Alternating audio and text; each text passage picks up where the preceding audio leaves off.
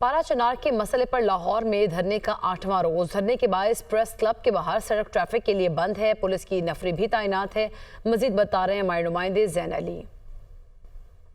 जी बिल्कुल, MWM मजलिस वहदत मुस्लिमीन की जानिब से पारा चनार के मसले को लेकर लाहौर प्रेस क्लब के बाहर जो धरना जो है वो दिया जा रहा है और इस धरने को आज 8वां रोज़ है। पिछले 8 रोज़ से MWM पारा चनार के मसले को लेकर लाहौर प्रेस क्लब के बाहर धरना दिए हुए है, जबकि इस धरने के बायस जो प्रेस क्लब के बाहर डेविस रोड से शिमला पहाड़ी की तरफ आने वाली सड़क है, वहाँ पर जो है वो उसको मुकम्मल तौर पर धरने के बायस जो है वो ट्रैफिक पुलिस की जानिब से बंद कर दिया गया है। जबकि जो डेविस रोड से शिमला पहाड़ी आने वाली ट्रैफिक है उसको वन वे की तरफ जो है वो जल्टन रोड की तरफ जो है वन वे ट्रैफिक के तौर पर जो है वो मोड़ दिया गया है। जबकि इस दौरान पुलिस की जो भारी नफरी है वो भी इस धरने की सिक्योरिटी पर तैनात है। जबकि इस हवाले से MWM का कहना है कि जब तक हुकूमत जो है वो इस पारा चनार के मसले को हल नहीं करवाती, उनका जो ये धरना है वो जारी रहेगा। जी।